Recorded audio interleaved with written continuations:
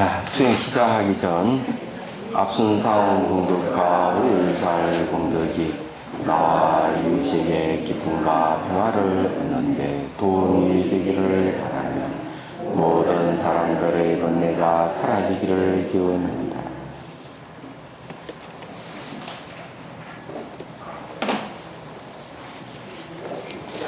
자, 315페이지요. 모든 것을 통달한 지혜.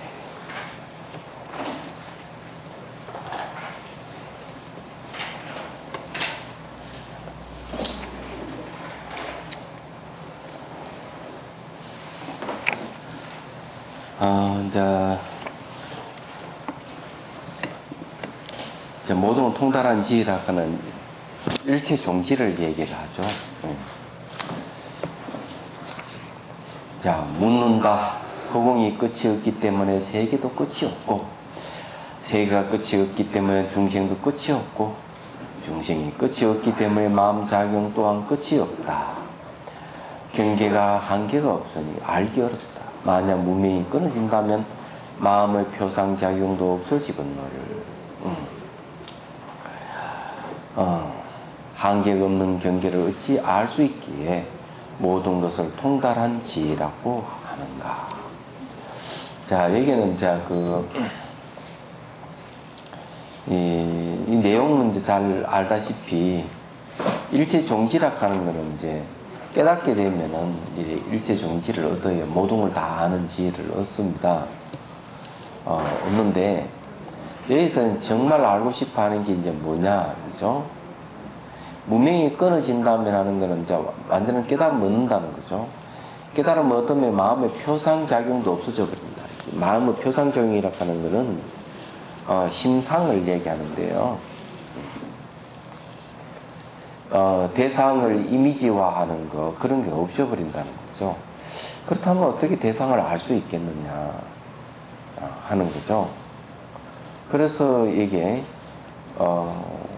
표상작용, 마음의 표상작용도 없어지는데, 표상작용이 없어진다고 하는 대상을 이미지화할 수 있는 힘이 사라져 버리니까 대상을 어떻게 알겠던가. 그것도 모든 통달한 지혜라는 게 가능하냐 하는 이런 질문을 한 거죠. 답한다. 모든 경제와 본래부터 마음 하나로 형상과 개념으로 한계를 짓는 상념을 떠나 있다. 자, 이게 이제 모든 경계가 본래부터 마음 하나로 이렇게 모든 걸 떠나 있다는 거죠. 단지 중생이 허망한 상념으로 경계를 보는 까닭에 마음에 한계가 있고, 허망하게 상념을 일으킴으로 법의 성품에 부합되지 못한다. 여기 이제 말한 대로 하자면은, 허망한 상념을 떠나버리면은 경계를 보는 일이 없죠. 이때 경계를 본다는 것은 상념에 의한 경계이기 때문에 그건 실제 경계가 아니라는 거죠. 얘기하자면. 그렇기 때문에 마음은 자기가 만들어 놓은 영상에, 자기가 만드는 표상작용에 걸려가지고 허망하게 상념을 일으키기 때문에 진실의 세계를 전혀 보지를 못한다. 혼자 얘기를 하는 것이죠.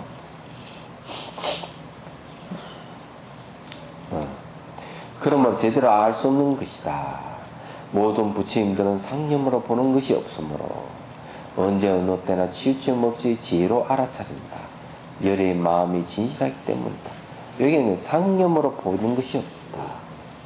그럼 결국 우리는 상념으로 사물을 본다는 거죠.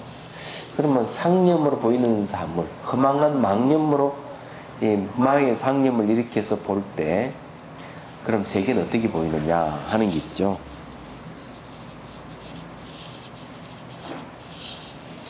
그건 이제 고정되게 보이거나 이것과 저것이 분리되어 보이거나 스스로 존재하는 것 같이 보이는 것은 전부 다 상념이 만들어낸 겁니다. 상념. 마음이 자기가 만들어낸 거죠. 그래서 이게 이 상념을 만들어 놓은 걸 자세히 보기 때문에 진실한 경계를 한 번도 못 보는 것이죠. 얘기하자면은. 그럼 이 세계를 볼 때, 매 순간 변하고 상호 의존해서 형상이 있고, 스스로 존재하지 않고 다른 의견을 의존해서 존재한다. 그래서 내재하는 것이 없다 하는 걸 보는 사람에게는 상념으로 보는 게 아니고 진실하게 보는 걸 얘기하죠.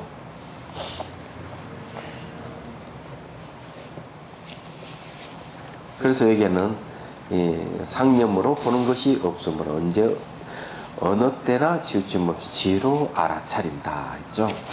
자, 그 다음에 넘어가고요.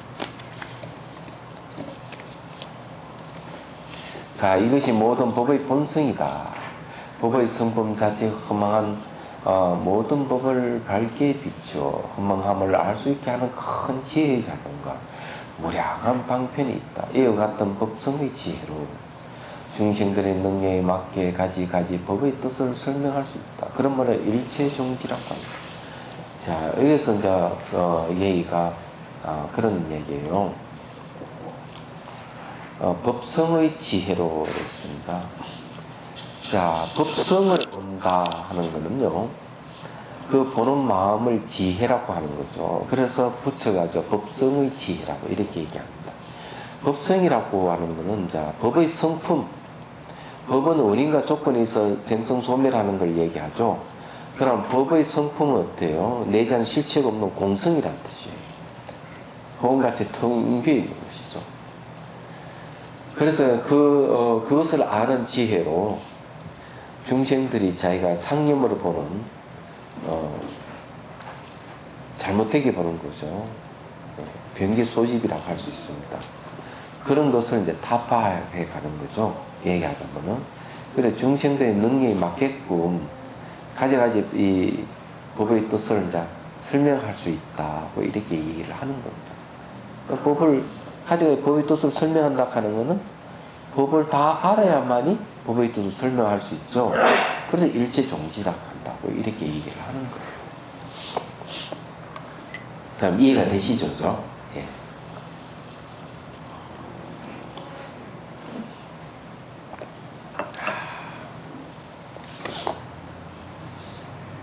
그래 일체종지는 바로 깨달음을 얘기하는 정각을 얘기를 하는 거예요. 자, 묻는다. 만약 모든 부처님께 자연스러운 행동으로 모든 곳에 나타나, 자연스러운 활동으로 모든 곳에 나타나 중생들에게 이익을 줄 수 있다고 한다면 모든 중생들이 부처님의 몸을 보거나 신통 변화를 목격하거나 법문을 듣고서 이익을 얻어야 하거늘 어찌 세간에서는 그와 같은 일들을 볼 수 없는가. 부처님은 늘 우리와 함께 하는데 왜 우리는 뭐 부처를 왜 못 보느냐 이런 이야기죠. 늘 법문을 쓰는데 왜 우리는 법문을 못 듣느냐. 신통 외용을 나타내는데 우리는 왜 그런 걸 못 보느냐 이런 이야기죠. 뭐 당연한 이야기죠. 우리가 그만큼 볼 수 있는 능력이 없는데, 그죠? 우리가 볼 수 있는 능력만 있으면은 별 문제가 없어요. 결국 그 부처님 문제가 아니고 그걸 볼 수 있는 능력이 있느냐 없느냐는 중생의 그 능력이 달려 있는 거죠. 답한다. 모든 부처님과 열애의 법신은 평등하여 모든 곳에 있으나 의도한 바가 없기 때문에 자연이라고 한다. 의도 없이 참 나타나는 이게 이제 바로 보리심을 이제 실천하는 것이죠. 부처님은 보리심을 이렇게 중생 구제하는데 이 보리심은 중생 구제하는 보리심이에요. 깨달음을 구하는 보리심은 아니에요. 그런데 이제 자연스럽게 나타난다 이거죠. 나타나고 나타나지 않는 것은 중생이 마음에 달려있다. 부처님 늘 나타나지만은 중생이 마음에 따라서 나타나기도 하고 안 나타나기도 한다. 이 중생이 중생이 경지에 달려있다는 거죠. 중생의 마음을 거울에 비유할 수 있다. 거울에 문제가 있다면 형식이 나타나지 않는 것처럼 중생의 마음에 허물이 있다면 법신이 나타나지 않기 때문이다. 그렇죠. 우리 마음에 거울 같다면 거울에 때가 잔뜩 끼어있다면은 그 거울로 사물을 비춰볼 수 없죠. 그러니까 여기 이야기는 그런 얘기예요. 이걸 뒤집어서 얘기하면은 우리 마음을 거울 같은 마음을 때를 닦아서 없애야 돼요. 깨끗이 하면은 나 법신이 나타난다. 부처님의 법신이 나타난다. 그죠? 얘기하자면. 그래서 원래는 수행이라 하는 것도 제일 먼저 하는 수행이 뭔가 참회예요.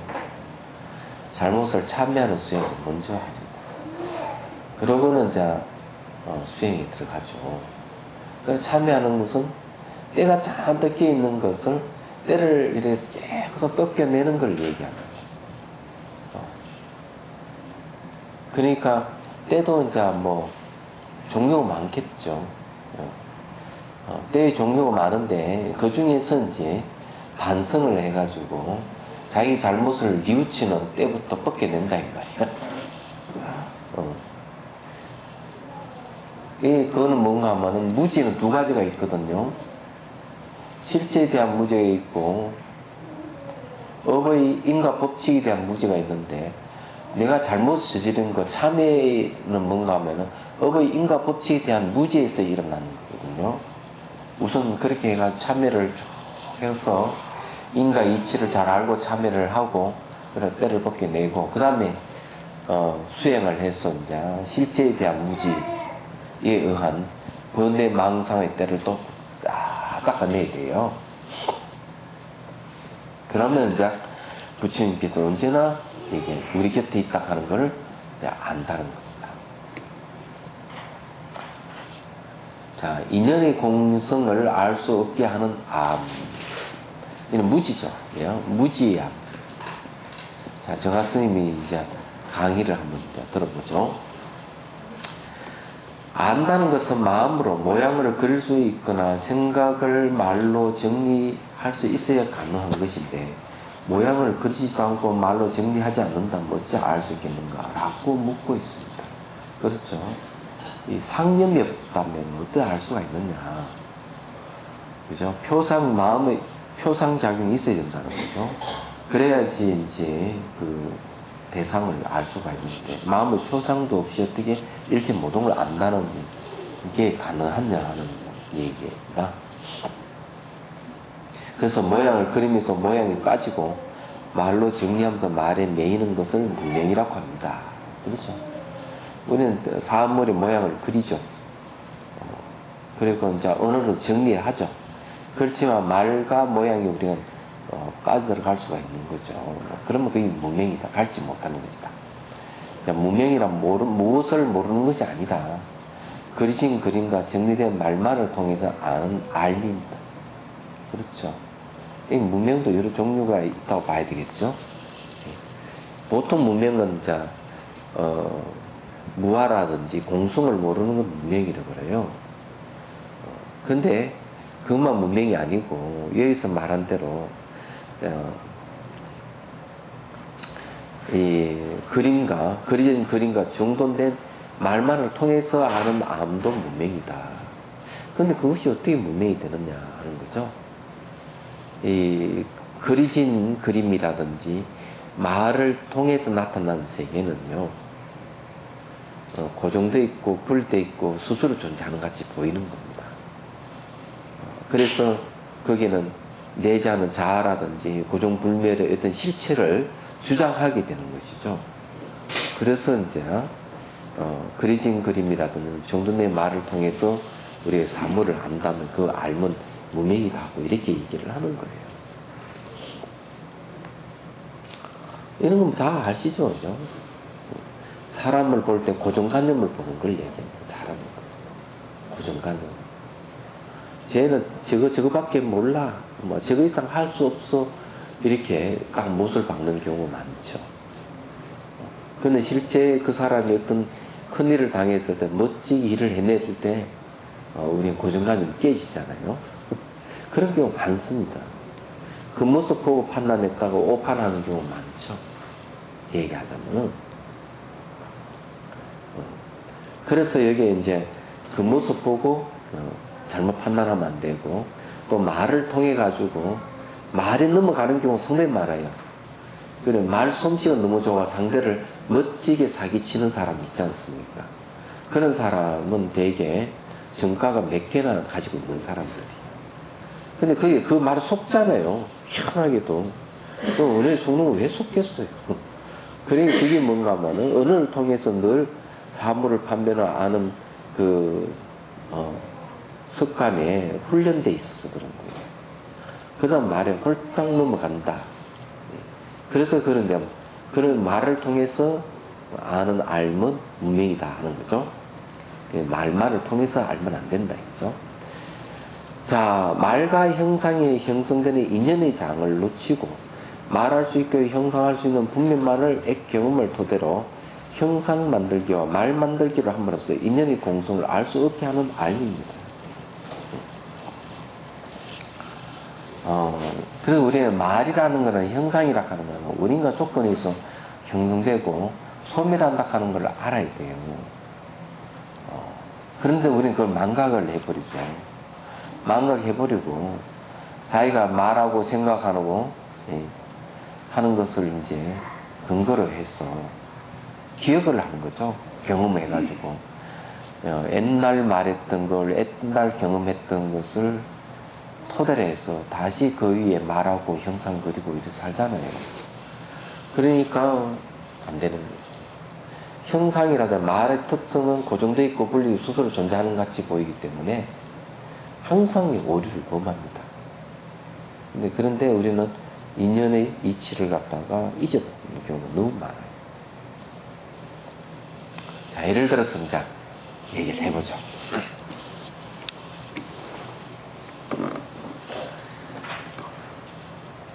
이 사람이 말이죠. 이 부부가 자식을 진짜 아주 애중지 키워가지고 키우는 거야. 애중지 키워가지고 그래도 대학도 보내고 이래 했는데 그렇게 효도하던 자식이 보면 자살을 해버렸다. 그럼 부모는 어떻게 했어요? 예? 가슴을 치고 자 눈물을 흘리겠죠. 안 그래요? 그런데 그 부부 중에 한 분이 이치를 좀 아는 사람이라 모든 걸 변한다는 거, 무상하다 하는 너무 잘 아는 거.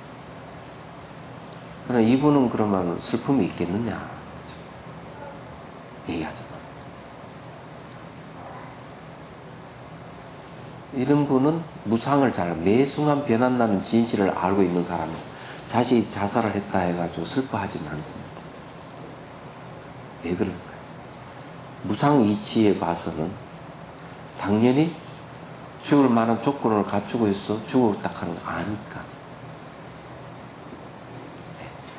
그래서 죽은 자식이 붙들고 너 왜 죽었어 하고 원망을 하지 않는 거예요. 누굴 붙들고 말이지 막 하소연을 하지 않는 거죠. 얘기하자. 그래서 그런 사실을 모를 때는 막 가슴이 짜는 거예요.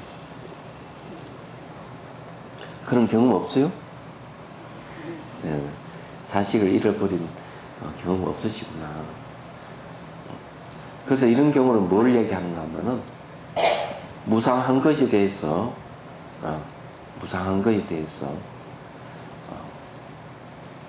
정의심을 일으킨다. 화가 나가지고 막 하는 거는 이 무상의 이치를 모르는 사람은 무상한 것에 대해서 막 정의심을 일으키는 것 같다. 너 소용없는 거죠. 무상한 매 순간순간 변하는데 변하는 것에 대해서 내가 정의심을 일으키본다는 무슨 소용이 있겠어. 안 그래요? 그럼 부부싸움을 한다. 똑같이 얘기하면 부부싸움을 하면 어떻게 될까요? 자, 이 남편도 무상한 존재고 아내도 무상한 존재예요. 그죠? 남편이 화가 나고 남의 아내에게 막 화를 내면서 이 얘기를 한다면 어때요? 무상한 존재가 무상한 대상에 화를 내고 있는 거예요. 좀 이상한 거야 이게. 잘 생각해보라. 이상하잖아요. 대상이 고정되어 있다든지 이랬을 때 우리는 막 화를 내지만 매 순간 변한다고 생각하면 이 변하는 사실을 모르고 순간순간 변하기 때문에 딱 잡을 수가 없어요. 순간순간 바뀌기 때문에. 여기에 뭐가 있겠느냐? 아무것도 없어요. 붙을 수 있고 머물 수 있는 아무것도 없는데 막 화를 내는 거죠. 무상한 존재가 무상한 것에 대해서 막 화를 낸다. 이런 이야기를 이제 옛날 큰 스님들이 하는 얘기하잖아. 이 얘기 그런 잘 생각해 보십시오. 그래 이런 게 이제 바로 인연의 공성이라고 얘기하는 거죠. 인연의 공성. 변한다 너무. 근데 딱 고정되어 있고 분리되어 있고 스스로 존재한다고 생각하고 늘 그 생각을 갖고 사는 사람에게는 어떤 일이 벌어질 거예요. 그런 일에 내가 물건을 빼앗긴다, 자식을 잃어버린다 이러면 막 통탄을 하는 거죠. 내가 어떻게 키운 자식인데 내가 얼마큼 애중지한 건데 이걸 잃어버려 이러면 막 그냥 통탄할 것이다. 무상한 것이 돼서 말지 슬퍼해서 우는 거야. 무상한 것을 붙들고 슬퍼 울면 되느냐? 안 됩니다. 제가 이렇게 얘기하지만은 다 이해를 하지만 막상 당하면은 여러분 눈물 흘리게 되죠. 그래서 뭐 필요한 수행을 통해서 단련을 해야 돼요. 마음을 미리 단련을 하시라. 결혼해가지고 자식이 생기면 되게 좋아할 것 같지? 여러분 다 지금 그래 살잖아요. 근심 덩어리가 태어난 거예요. 근심 덩어리. 그래 이게 또 어디가 또 차사가 나지 않는 또 어제 공부를 못하는 게 아니니 또 병이 안 걸릴 거니 온갖 그냥 근심 걱정이 그래 시달리며 사는 거야.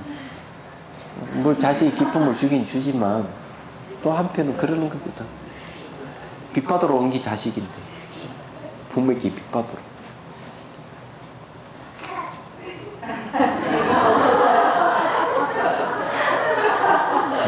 내가 한마디 하네.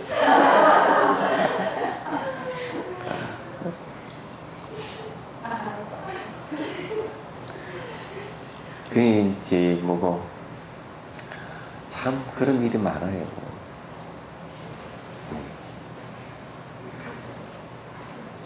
그 자식도 오는 자식이 부모에게 자식으로 오는 이들 중에서는 왼수를 갖기 위해서 오는 경우가 있고요. 은혜를 갖기 오는 경우가 두 종류가 있다는 거 아시죠? 부모에게 그렇게 효도를 잘하고 그래 놓고만 죽어버립니다. 그래도 자살해버려. 그냥 죽는 게 아니라 자살해버려.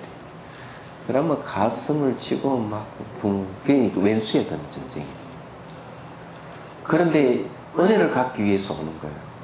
자살하는 게 어디 가서 죽느냐 하면 집에 찌지 가난하니까 엄청난 보상금을 타주고 가버리는 경우가 있어요. 은혜를 갖고 가는 거죠. 저게 대구 어때 열차 사고 났을 때 실제 있었던 얘기잖아요. 찌지 가난한 그 청년이 옆에 살고 있는 할머니는 늘 이렇게 잘 봉양을 해준 거야. 근데 이 청년이 결혼하고 했을 때 태어난 아기가 바로 이 할머니의 환생이라고 하는 거죠. 찌지 가난하니까 그렇게 효도를 하면서 어느 날 이제 내가 이제 은혜를 갚을 때가 왔다 이렇게 아이가 얘기하더니만 딱 나가 열차 사고 났잖아요. 그래서 엄청난 보상을 그 집에 살아날 수 있었다. 자식이 뭡니까? 부모의 은혜가 전생의 할머니 환생해가지고 거의 열차 사고 어디 났습니까? 경산이니 어딘가? 예? 어디? 대구에 어디 났었는데?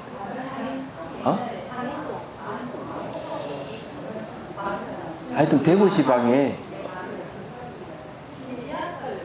지하철 말고 좀 오래됐어. 열차 사고 났는데 기억 못하는구나. 경산 어딘가 하여튼 크게 사고가 나가지고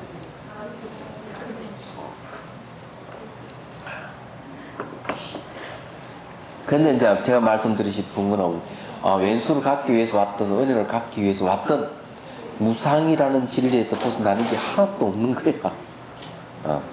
이 무상 이치로 모든 존재는 관한 원인과 조건, 인연에 의해서 무상의 세계가 펼쳐지기 때문에 내자는 실체가 없고 자아가 없어요. 그걸 공이라 그래요. 여기서 그런 인연의 공성이란 말, 그런. 자, 무한한 경계와 마음작용을 일목요연하게 형상과 언어로 표상하는 무명의 분별과 정리가 없다며 안다는 일이 발생할 수 없으니 무명이 없어진다면 모든 걸 다 안다는 말이 성립할 수 없지 않느냐고 묻고 있는 것이다.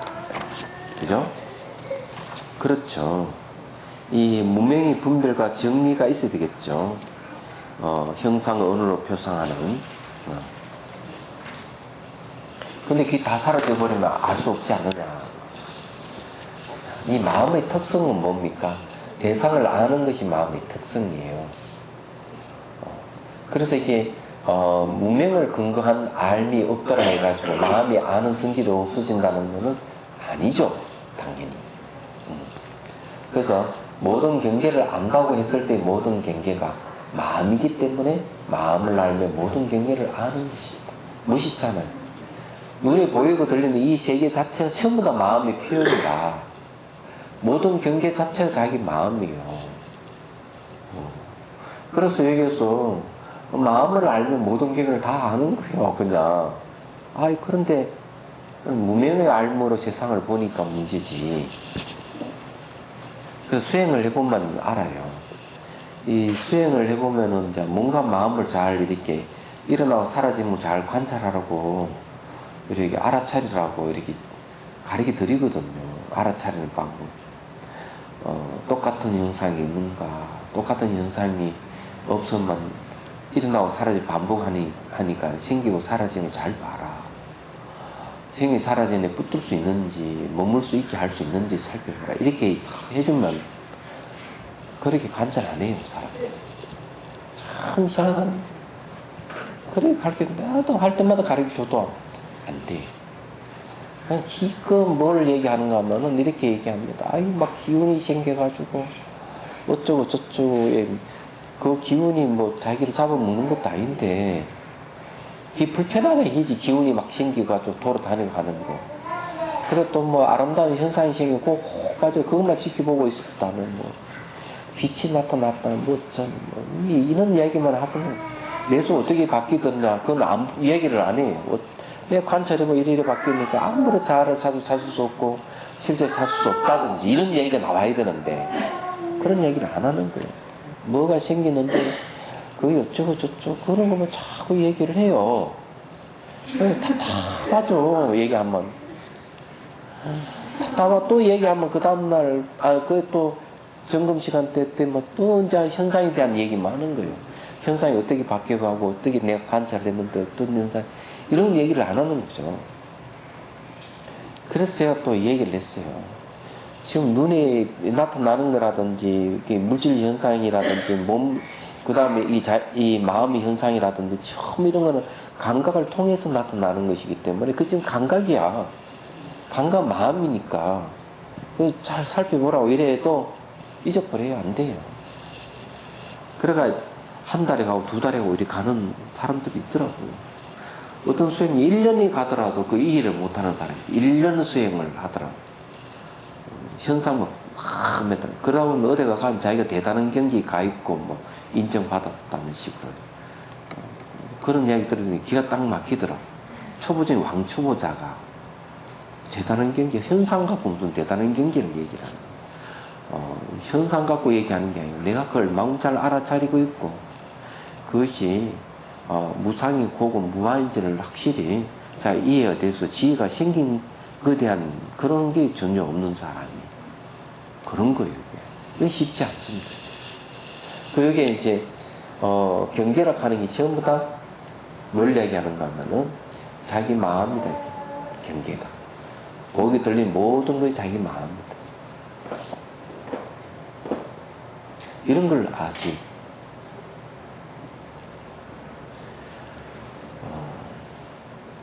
근데 이제 이런 걸 잘 모르면 안 됩니다. 그죠? 우리가 딱 이렇게 사물을 딱 접촉했을 때 말이죠. 뭐가 느낌이 생겨요. 감각이 생겨요. 그 감각을 통해서 우리는 다 이제 저게 무엇이다 인식하지만은 그 대상은 감각으로 표현됐기 때문에 감각은 자기 마음이에요. 경계가 마음이란 말 그런 뜻이에요. 그러면 이거를 한번 저게 실험을 해볼 수 있어요. 우리 책상을 한번 만져보십시오. 책상이 어때요? 힘껏 지면 어떻습니까? 딱딱하시죠? 확실히 딱딱하죠? 그럼 우리는 책상이 딱딱하다 이렇게 하면서 책상이라 하는 게 딱딱한 게 내 밖에 따로 이게 있구나 이렇게 생각하지만 더 엄밀히 얘기하면 딱딱한 것은 느낌입니까? 느낌 아닙니까? 그러면 이 느낌은 자기 마음인데 객관화된 마음이잖아요. 근데 이걸 왜 마음으로 감각으로 왜 체크가 안 될까 하는 거죠. 참 안 되더라고요 이게. 그래서 이게 나타나는 몸의 현상과 마음의 현상, 특히 물질적 현상은 전부 다 마음의 표현이다. 그건 감각이다. 감각이 그런 식으로 나타난 것이다. 그 얘기를 해줘도 이해를 못 하시더라고요. 여러분들 수행할 때 잘 살펴보십시오. 그냥 한 얘기가 아니에요. 굉장하죠. 일체 종기 모든 걸 안다고 하는 건 뭔가 하면 모든 경계가 마음이기 때문에 그렇다. 다른 이유가 있는 게 아니에요. 그래서 이게 모든 경계가 마음이기 때문에 마음을 알면 모든 경계를 아는 것입니다. 자기 마음을 알면 다 안다. 마음이 만들어 놓은 경계나 언어 표현의 기억이 인식의 경계라는 뜻입니다. 자, 마음이 만들어 놓은 경계. 그죠? 그럼 우리는 딱딱하게 느끼면 그 느낌을 체크하는 게 아니고 딱딱하다 하는 걸 체크하죠. 그 딱딱하다 하는 것이 뭔가 하면 마음 밖의 어떤 대상으로 느끼신다. 엄밀히 따지면 뭔가 아닌데 이해하잖아요. 단지 그런 것은 이 기억이죠. 기억의 인식 경계가 되는 것이죠. 딱딱하다고 그저 느꼈던 것을 딱딱하다 하는 그는 기억을 우리는 이게 책상이 딱딱하고 돌이 딱딱하고 늘 그런 정보를 갖고 있다가 실제를 딱 이렇게 만지면 딱딱한 느낌 오면 딱딱하다 이렇게 인식하는 거죠. 그러니까 이게 딱딱하다 하는 이 대상이 뭡니까? 이걸 매개로 해서 딱딱하다 하는 기억을 되살려내는 겁니다. 그래서 그 딱딱한 경계가 생긴 거죠. 그렇지만은 사실은 그게 아니다, 그죠? 그럼 이해가 되시죠, 그죠? 참 쉽다, 이거는. 이해가 쉽잖아요. 이해 안 되면 한 번 더 손가락 꺾기를 한번 할까요? 네. 개콘에 꺾기도라는 게 있더라고요. 꺾기도. 네. 그럼 우리도 대상이 있다는 생각을 한번 꺾어봅시다. 그거 괜찮네. 자, 그러면은, 손 들어봅시다. 대상이 있다 하는 잘못된 생각을 끊는 거예요. 예. 자, 새끼손가락 잡고, 자, 뒤로 제낍니다. 힘껏 제껴요. 뭐가 아프죠? 손가락이 아프죠? 자, 손가락이 아프다 하는 이것을 한번 꺾어보죠. 손가락이 아프다고 했는데 아픔은 뭐예요? 촉각이에요, 촉각. 그죠? 아픔은 촉각이니까 아픔은 마음이네요. 촉각은 마음이니까. 그럼 뭐가 아픕니까? 그렇죠. 놓아보십시오. 아픔이 사라졌죠. 또 제껴보십시오. 또 아프죠. 이 손가락이 아픈 게 아니고 마음이 아픈 거예요. 됐습니다. 자, 이게 손가락이란 대상이 아프다 하는 잘못된 생각을 오늘 한번 꺾어봤습니다. 야, 꺾기도락 하니 이게 좋으네. 그래서 이해가 안 돼요. 그러면 책상 다시 한번 만져. 책상이 지우면 딱딱하죠? 이 딱딱하다 하는 대상을 어떻게 꺾을 수 있죠? 예? 꺾기도. 예. 딱딱하다 하는 것은 감각이다. 감각은 마음이다. 마음이 딱딱하다 하는 거죠? 그죠? 그러면 대상이 딱딱하다, 책상이 딱딱하다 하는 것을 꺾었습니다, 지금. 됐습니다. 오늘 꺾기도의 진수를 오늘 보여줬습니다. 꺾기도를 해가 공황장애를 일으키게 하는 게 뭐 개콘에서 하는 내용이더라고 보니까요. 노래를 부르다가 뭐 사람 이름 쓴다든지 뭐 이런 식으로 꺾기를 하는데 사람은 이제 공황장애가 있고 황당한 장애를 일으키게끔 하는 그런 것이죠. 우리의 꺾기도는 뭡니까? 잘못된 견해를 바른 견해로 꺾어버리는 거죠. 이 꺾기도입니다. 그럼 우리는 공부할 때마다 꺾기도를 합시다.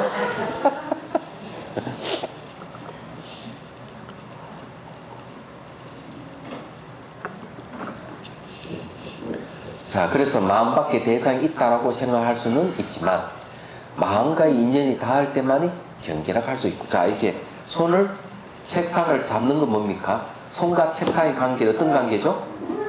인연관계죠. 인연관계를 통해서 책상이라 하는 인식이 일어나죠. 그죠? 그러면 이거는 인연이라 하는 그걸 통해서 책상은 있다 하는 것을 꺾어버릴 거예요. 이 꺾기도입니다. 꺾기도의 정수를 오늘 보여준 거예요. 그래서 이게 반대로 경계가 된 마음이 경계를 아는 마음을 일견다고 할 수 있기에 경계가 있으므로 마음이 있다고도 할 수 있습니다. 자, 이 말은 뭐 대상에 의해 가지고 저것이 무엇이라 하는 마음이 일어나죠. 그럼 대상에 의해서 마음이 일어남으로 우리의 마음이 있다고 할 수 있다. 근데 알고 보면 그 대상은 객관화된 대상, 객관화된 우리 마음이다. 이런 걸 마음이 마음을 본다 이렇게 얘기하는 거죠. 마음이 마음을 본다. 아따 또렷해졌네 제 얼굴이.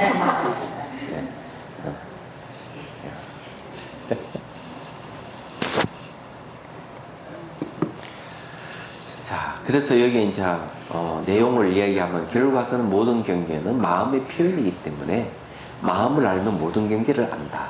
그렇죠? 이 말은 마음도 경계도 인연의 관계를 떠나서 그 자체로는 승리될 수 없다는 뜻입니다. 그 마음도 뭡니까? 주객을 상대했을 때 마음이 일어나기 때문에 인연이, 주객이 상대하는 건 인연이죠. 그래서 마음을, 인연을 떠나서는 안 된다. 그죠?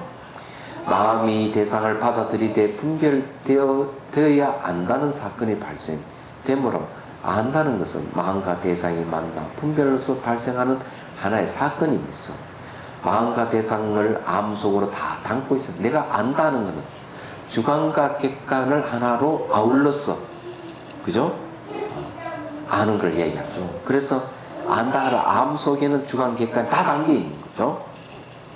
마음과 대상과 분별된 암이 하나된 인연 속에 들어있는 다른 모습입니다. 그렇죠. 하나의 알미락한 분별될 암에는 뭔가 하면은 인식하는 마음과 인식되는 대상이 같이 어우러져 있는 거죠. 얘기하자. 내가 안다 하는 거는 주관, 객관을 인연으로 하나 딱 묶고 두는 걸 얘기하는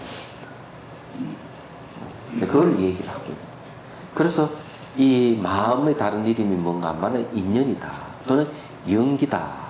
제가 그 전에 이건 뭐 한 골백분도 한 이야기잖아요. 인연이 뭡니까? 연기가 뭡니까? 스님이 나를 알고 내가 그러니까 스님이 나한테 전화를 하고 내가 스님 전화 받는 것이 이것이 인연이다. 인연이 왜 인연을 마음이라 합니까? 하니까 스님이 나를 알고 내가 스님을 알고 있잖아요.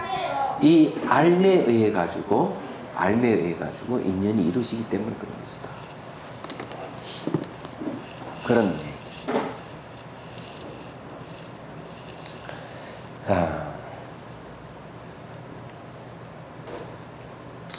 그다음에요. 마음과 대상과 분별된 알미, 하나된 인연 속에 들어있는 다른 모습입니다. 알미 발생했을 때 그 가운데 마음도 있고 대상도 있으므로 분별된 대상을 아는 것은 대상을 아는 것이면서 마음을 아는 것이 될 수밖에 없습니다.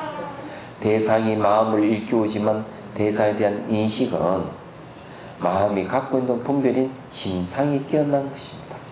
자, 그러면 여기서 하나 또 실험을 해봅시다. 자, 이걸 뭐라 하죠? 찻잔이죠. 자, 찻잔이란 이 대상하고 찻잔의 인식이 같을까요? 다를까요? 찻잔이란라고 인식하는 이 마음하고 찻잔이란 이 대상하고 같은 것일까요? 다른 것일까요?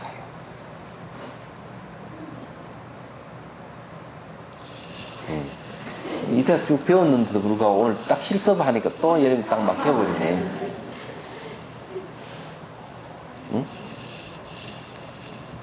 자, 우리가 마음이 없다면 찻잔을 봐도 아무리 찻잔의 인식이 안 일어나죠. 그죠? 내가 우리 마음이 있기 때문에 찻잔이 되고 인식이 일어나죠. 그러면 인식하는 마음이 찻잔이다 하면은 이 찻잔은 그러면 뭡니까? 역시 마음이 없으면 찻잔도 없는 거죠. 알 수가 없습니다. 그러면 여기는 알 수 있는 게 뭔가 하면은 찻잔이라는 인식하는 그 인식과 찻잔의 그 대상은 동일한 걸 얘기합니다. 같은 건데 동일하다 이거죠. 그러니까 우리가 꽃을 보더라도 꽃이라는 인식과 꽃하고는 동일한 거예요. 왜 동일한 줄 아세요? 그걸 증명을 하죠. 자, 찻잔의 인식과 찻잔 이익하고 동일하다 하는 말은 뭔가 하면은 찻잔이 우리 보고 한 번도 찻잔이라고 말해 달란 적이 없어요. 우리가 찻잔이라고 인식했을 뿐이에요. 그러면 객관화된 찻잔이라고 하는 것도 우리가 그걸 인식함으로써 찻잔이 존재하는 거예요. 찻잔 자체는 우리 보고 찻잔이 말해 다른 적이 없어요. 얘기하잖아요. 그렇다면 그 찻잔은 딴 데서 온 게 아니고 마음이 객관화된 걸 얘기합니다. 그래서 찻잔 인식하는 마음하고 찻잔하고는 동일한 걸 얘기합니다. 잘 생각해보면 동일한 거예요. 찻잔은 우리 보고 찻잔을 마련한 적이 없기 때문에 찻잔은 주관적인 것이잖아요. 우선 그럼 찻잔이 인식하는 것도 주관이잖아요. 찻잔도 주관이죠. 왜? 우리가 찻잔을 말해 다른 적이 없기 때문에 우리가 찻잔을 인식하는 이것은 주관이란 말이죠. 그럼 찻잔 자체도 밖에 있는 게 아니고 바로 인식의 내용이기 때문에 인식의 내용인 찻잔과 인식인 찻잔, 찻잔과 인식하고 똑같은 걸 얘기합니다. 생각해봐요. 이걸 우리가 찻잔을 말해 다른 적이 없기 때문에 찻잔이라는 것은 결국 마음의 표현이잖아요.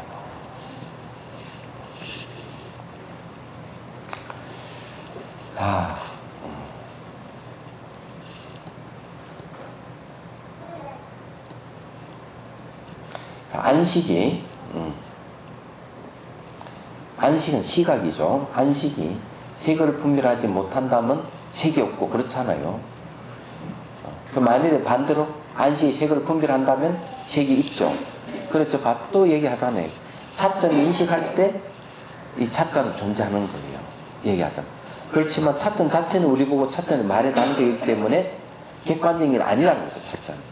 우리가 찻잔을 인식함으로써 찻잔이 있는 거예요. 찻잔을 분별하니까 찻잔이 있다 이 말이에요. 그런데 이해가 안 돼요. 참 답답하다. 예? 자, 시계는 어때요? 우리 시계를 인식하죠. 이 시계가 우리 보고 시계라고 말해 다른 적이 있습니까 없습니까? 없죠. 그럼 시계는 누가 얘기한 거예요? 우리가 얘기했죠. 그럼 시계는 주관적인 존재예요? 객관적인 존재예요? 왜 객관적인 존재예요? 시계는 한 번도 우리 보고 시계라고 말해 다른 적이 없죠. 시계는 누가 우리가 시계를 했죠?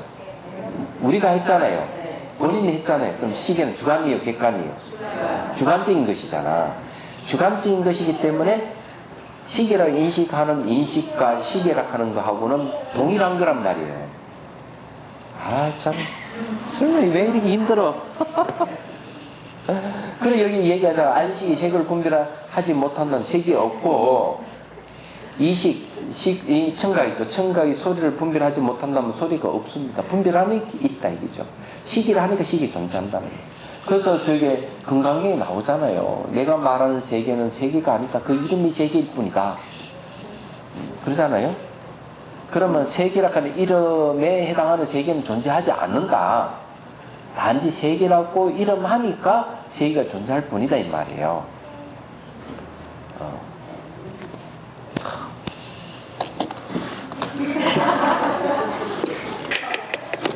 아니 다선시도 내가 하나 있잖아요. 다선시 중에 유심차 있죠. 가져와 보시고 내가 읽어드릴게요.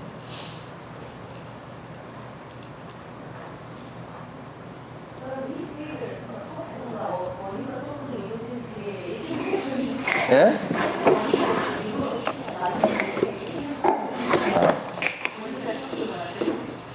뭐? 원인과 조건에 의해서 그렇지 인연에 의해서 다 이루어지는 거지. 주관객관이라는 게 전부 다 인연을 이루어지니까. 자 이제 읽어드릴게 시를 하면서 유심차 마음은 하가와 같아 모든 것을 그리나니 모든 그린다 이제 이 분별한다 이거죠. 세계가 있기에 세계가 아니라 있다는 암 때문에 세계가 존재. 내가 있다는 알미 없으면 세계 존재 안 해요. 저건 세계다, 저건 시계다 하고 인식하는 알미이기 때문에 이게 시기가 존재하는 거죠. 그 다음에 차자를 아니까 알미에 이제 차자는 존재하는 거예요. 깃발이 나부겨도 바람이 불어도 알미 있어야 플럭이고 부는 것이네. 깃발이 막 나부고 바람이 분다 하더라도 그렇게 알고 있는 알미 있으면은 막 플럭이고 분다 이게야. 그래서 차 마실 때 마시는 것 아는 큰 놈뿐이라 알고 보면 대상이 존재하는 게 아니고 아는 알미 안에 대상이 있고 주관 다 들어가 있기 때문에 그지? 그건 아는 큰 놈뿐이다 이게죠. 그래서 유심차라고 하는 오직 마음뿐이다. 알미 마음이기 때문에. 얘기가 돼요. 이 시 요소를 얘기하는 그 얘기예요.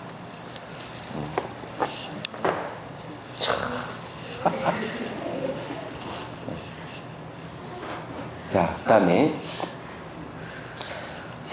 색의 차이인 파장만 공간에 넘실거리는 것이라고 말할 수 있지만 색을 분별하지 못하면 이 말도 성립할 수 없습니다. 색이라 하는 색이 파장을 갖고 소리도 파장을 갖고 있지만 아무리 공간에 색이라는 파장, 소리 파장 막 넘실거린다 하더라도 그걸 알고 아는 알미 없으면 우리는 모르는 거예요. 그런 거라고. 파장이 형색을 깨우지만 형색은 마음이 만든 이미지이기 때문에 밖에 있는 색을 분별한다고 할 수 없지요. 밖에 있는 색을 분별하는 게 아니에요. 마음이 그래. 소리 등도 마찬가지입니다. 마음이 스스로 대상을 만들어 아는 것이면서 대상으로 아는 것이라고 할 수 있고 대상이 마음의 분별을 깨워 분별된 마음을 대상으로 아는 것이라고 할 수 있습니다. 알미라는 사건 속에 마음도 대상도 암도 함께 있습니다. 그러므로 경계를 아는 것이 경계를 아는 것이 아닙니다. 경계가 없다면 심상도 없고 심상이 없다면 마음도 없습니다. 심상이 인연이 되고 마음과 경계가 심상 하나에 어울려 있는 것이죠. 그렇게 외부 대상을 보고 듣고 생각 그 자체가 심상이 돼요. 알므로 나타납니다. 아는 마음이 있는 것이 아니라 심상 속에 있는 아는 마음과 표정된 경계가 나뉘면서 심상으로 아는 것입니다. 심상의 총합인 업식이 경계를 만들기에 알미 있고 알미 있기에 업식이 상속됩니다. 그래서 결국 마음뿐이고 다른 경계가 없다 이 말이죠. 마음이라 하는 건 대상을 만들기 때문에 이렇게 얘기를 하는 것이죠. 지가 만들어 가지고 지가 만든 대상이 자기가 분별해서 인식하고 또 심상에 의해 가지고 또 마음이 또 일어나는. 그러니까 객관화된 마음에 의해 가지고 그 영향을 받아 주관의 마음이 또 일어나고 이렇게 마음 자체가 주관 객관 인연의 관계를 가지고 있다는 걸 얘기합니다. 다른 이유가 있는 게 아니에요. 근데 거기서 이제 업식이라 하는 말이 이제 있지만 그것이 잘못된 마음이든 바른 알미든 관계없습니다. 무명의 알미든 깨달음의 알미든 다 연기에서 벗어나는 게 없다 이 말이에요. 자, 그 다음에 암과 함이, 그러니까 아는 것과 행하는 것이 일치될 때가 정득된 깨달음이다.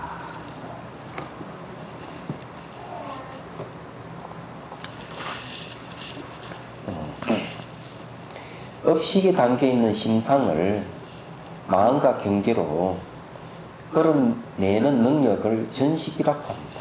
자, 업식이 뭐가 담겨 있는가 하면은 업식 안에는 주관의 마음과 객관의 마음을 다 담고 있죠. 그러니까 다 담고 있기 때문에 주관 객관이 나눠지기 이전의 모습입니다. 그러니까 주객 미분의 상태예요. 그러니까 주객 미분의 상태에서 그 마음, 주관의 마음과 객관의 경계로 이렇게 딱 분리시켜서 이끌어내는 것이 전식이라고 하는 겁니다. 구를 전자, 구른다 하는 거는 이렇게 변화해서 나왔다 이거죠. 마음식자가 전식이라고 합니다. 아따, 저놈이 이제 말하기 시작하네. 서진은 벌써 그때 말을 잘 했었죠. 똑부러지게 했죠. 쟤도 이제 똑부러지게 하겠.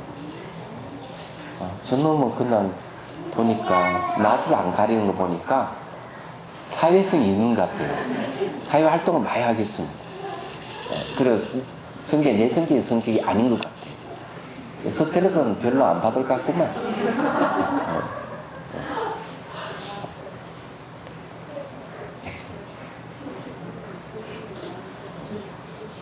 가만서 제 이름을 뭐더라? 세희라 지었나? 세화라 지었지, 세화. 세희보다 세화가 낫지. 자, 봅시다. 또,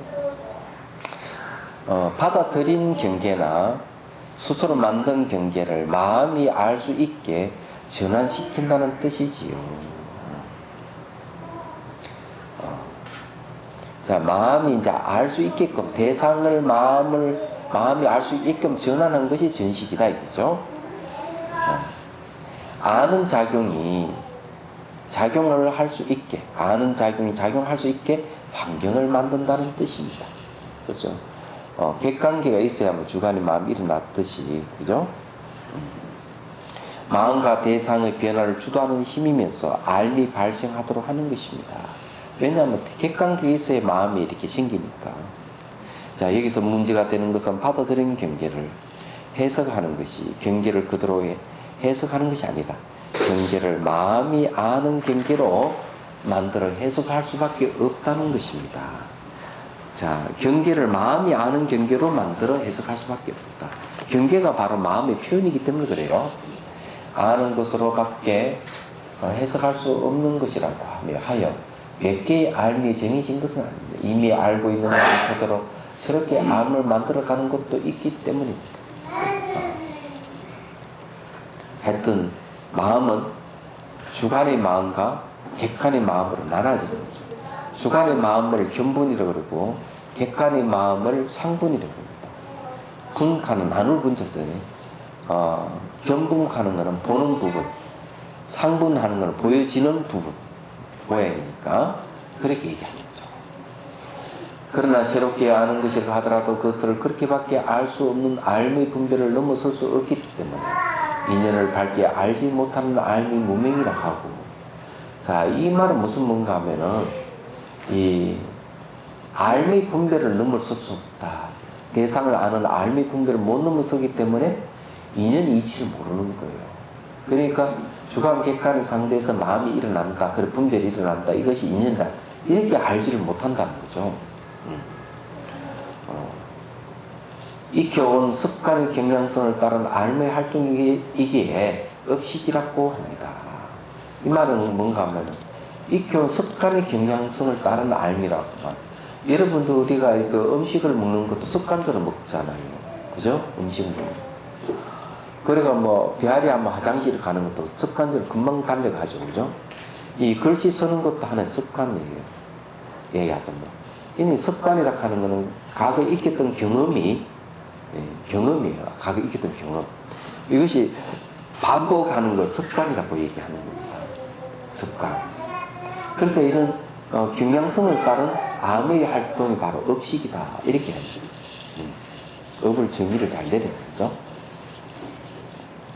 자, 이제 업식을 설명자 했고, 자, 전식도 이제, 전식이 무명 업식이 갖고 있는 심상으로 경계를 만들어 알미 발생할 수 있게 하지만 그 내용의 업식의 전환이라는 데서 한계가 있다는 것입니다. 자, 업식이 이제 전식으로 전환을 해요. 전환을 할 때는 뭔가 하면은, 객관계가 분명히 나타나는 거죠. 이 객관계라 하는 게 마음이 바로 객관화된 것이 나타나는 겁니다. 그래서 그걸 이제 인식하는 마음이 일어나는 게 전식이에요. 그래서 특히 경계가 마음의 대상이 되도록 해야 하기 때문에 경계를 마음이 만든 것인 줄 모르고, 이 경계를 갖다 마음이 만든 줄 전혀 모른다, 이게. 모르면서, 경계가 마음 밖에 실제한다고 얘기하며, 객관인 경계를 만들면서 전시 경계를 알아차리는 주관이 됨으로 알아차린 마음도 대상과 분리되고 맙니다. 주관을 알아차리는 순간 주관 객관은 딱 분리되어 버리는 거죠. 얘기하자면. 그러니 주관이 일어나는 걸 전식이라는 거죠. 객관된 대상, 마음이 객관화된 대상을 인식하면서 일어나는 겁니다. 마음과 대상이 분리된 실제로 서로 상관없는 것이라고 얘기할 수밖에 없게 된 것입니다. 자, 그러면 다시 한번 또 돌아가서 책상 있잖아요. 이 책상 우리 객관계 밖에 있죠. 자, 객관계 밖에 있다고 아는 것이 뭡니까? 예? 이 객관계라고 아는 게 마음인데 뭘 근거로 객관이라 할까요? 이래 딱 잡아보십시오. 또 이렇게 딱 잡으니까 책상이 딱딱하다 이래죠. 책상이 딱딱하다 이래 버릴 때는 어떻습니까? 이는 객관계식입니다. 그렇죠? 근데 딱딱한 것은 감각이라는 마음이다 딱 했을 때는 어떻습니까? 마음이 만든 대상이 딱 돼버린 거예요. 이게 꺾기도 정수입니다. 그만 한번 꺾어본 거예요. 그렇죠? 그러면 책상은 우리가 만든 대상입니다. 그래 대상이 있다고 하지만은 이거는 분석해 보면은 이 책상의 대상 매 순간순간 변하기 때문에 일정한 모양 색깔이 없습니다. 안 갖고 있어요. 그렇기 때문에 우리가 딱 이렇게 딱 접촉하면서 느낌을 갖고 이것이 바깥에 있는 같이 인식을 하는 거죠. 알고 보면은 이 책상이라고 하는 것도 마음의 표현이라는 거예요. 객관에 대한 마음의 표현이니까. 지금 여기서 얘기하고자 하는 그런 거죠. 야, 오늘 참 몇 번을 참 계속 꺾어보는 거죠.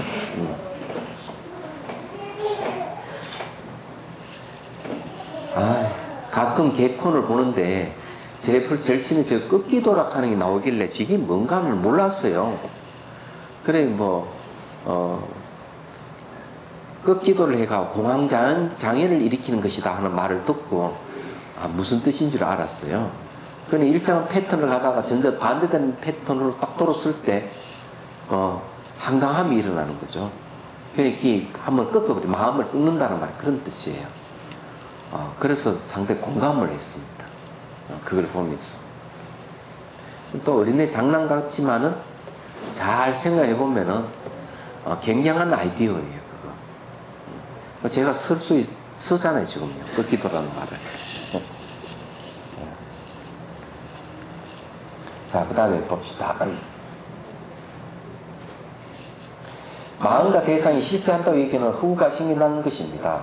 허망한 경계가 생겨나면서 경계만 허망한 것이 아니라 마음조차 허망한 마음이 되고 말았습니다. 마음도 인식의 대상으로 마음 밖에 있게 되어 마음이라 하는 게 인식 대상이 되어 마음 밖에 존재하는 같이 되어버렸다. 그죠? 이렇게 되어 대상화된 마음으로 인식될 수밖에 없기 때문이며 경계를 떠나 있는 마음이 실체를 갖는 것이 되면서 마치 책상이 뭐 실체성 있는 같이 이렇게 되고 되면서 안과는 다른 것이 되기 때문이죠. 아는 작용 그 하나가 모든 인연을 담고 있는 줄 모르게 된 것입니다. 안다 하면 대상과 주관을 같이 알기 때문에 그게 인연의 모습인데 그만 대상을 바깥 경계로 인식하는 순간 대상을 실체화를 해버립니다. 그럼 내가 따로 존재하는 것 같이 보이지만 사실은 그렇지 않다는 거죠. 그래 이 책상을 개가 인식하는 책상하고 사람이 인식하는 책상은 전혀 다릅니다. 차점도 다릅니다. 그러니까 개뿐만 아니라 어떤 동물도 마찬가지예요. 사람만이 그 책상을 인식하죠. 우리는 사람이 갖고 있는 공업입니다. 그래서 이런 걸 이제 동물의 세계까지 넓히고 귀신의 세계까지 넓히면은 책상이라고 하는 주관적인 산물이라고 하는 걸 알 수가 있는 거죠. 그게 자비성사 연파지 연을 활짝 펴 있는데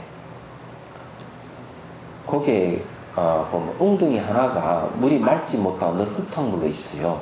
한 부분만 그래요. 처음에 그게 왜 그런가 잘 몰랐습니다. 또 그 부분에 그것도 물풀도 없어요. 그 자리는. 희한하게도. 연못이 한 6개인가 7개 되잖아요. 자리 보면 그만큼 많은데, 첫 번째, 두 번째인가 보면은 그 웅둥이에 흙탕물로 돼 있어요. 이게 다른 데 다 물이 맑은데, 이거가 왜 물이 안 맑을까? 이렇게 했는데, 그걸 알았어요. 고라니가 내려와 그 몸을 물이 담그고 있는 거예요. 그런데 아침에 갔더니만 뭐가 바닥 떨어보니까 그런데 물속에 튀어나오고 도망가는 거예요. 예. 그래 알았어요. 몸이 오동통통한 게 보니까 그래 큰 놈은 아니더라고요. 한 중간시 되는 놈이에요. 그래서 이게 아침마다 내려와서 날씨가 더워서 그런지 그게 몸을 담그고 있는 거죠. 그 놈. 참 희한한 놈을. 물풀을 뜯어 먹었는지 어떤지는 모르지만 그냥 개 이야기하는 게 생각나서 여러분들 얘기한 거예요. 그렇지만은 제가 고라니를 얘기한 그 고라니는 어디 있는 거예요? 제 마음의 표현이죠. 예. 이제 이런 이야기는 어록에도 나와요. 그것도 한번 이야기한 건데 백장 스님하고 마조 스님이 갈 때 이렇게 긴 모퉁이 딱 이렇게 싹 들판을 지나가는데 오리떼들이 쫙 날아간 거예요. 또독 그러면서 모퉁이 싹 돌아섰을 때 마조 스님이 백장 스님 보고 오리떼들 어디로 갔느냐 이러니까 손을 가지고 저 멀리 날아갔습니다 이랬거든요. 그럼 오리떼를 객관화된 거 아니죠? 그러니까 마조 스님이 백장 스님이 코를 저 비틀어 하니까 여기 있구나. 그러니까 어디 날아간 게 아니죠. 날아갔다는 그것은 사실은 백장 스님의 마음이 대상화된 겁니다. 이게. 그래서 날아간 게 아니라 바로 여기 있구만. 이런. 그런 이 내용하고 똑같은 얘기.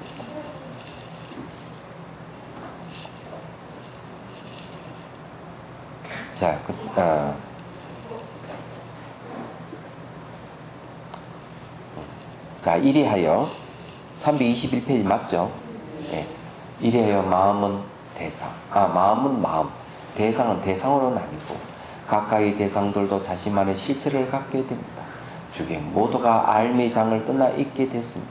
알려진 내용도 알매장을 떠나 심상만으로 있고